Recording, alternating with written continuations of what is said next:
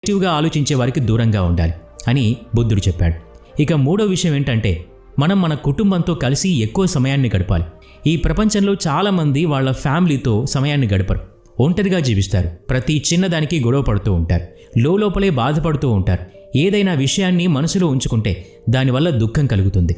తల్లిదండ్రులు ఇలా చేయడం తప్పు అని మందలిస్తే ఆ విషయాన్నే మనసులో పెట్టుకుని అలిగి వాళ్ళతో మాట్లాడటం మానేస్తారు. కానీ అలా చేయకూడదు. మన సంతోషాలన్నీ కూడా ఫ్యామిలీతో లింక్ అయి ఉంటాయి. అందుకే కుటుంబ సభ్యుల్లో ఎవరైనా ఏమైనా అంటే మీరు ఆ విషయాన్ని తేలిగ్గా తీసుకోండి. మళ్ళీ అలాంటి పొరపాటు జరగదు అని హామీ ఇవ్వండి. ఎలాంటి పరిస్థితుల్లో అయినా కుటుంబం మాత్రమే మనకి తోడుగా అండగా ఉంటుంది, మనలో ధైర్యాన్ని పెంచుతుంది. అందుకే కుటుంబ సభ్యులతో వీలైనంత ఎక్కువ సమయం గడపాలి. ఇక నాలుగో విషయం ఏంటంటే ఎప్పుడూ కూడా ఏదో ఒక పనిలో బిజీగా ఉండాలి. మీ పనిలో మీరు బిజీగా ఉంటే బాధపడడానికి కూడా సమయం దొరకదు. అందుకని ఒక లక్ష్యాన్ని పెట్టుకోవాలి. ఆ లక్ష్యాన్ని చేరుకోవడానికి నిరంతరం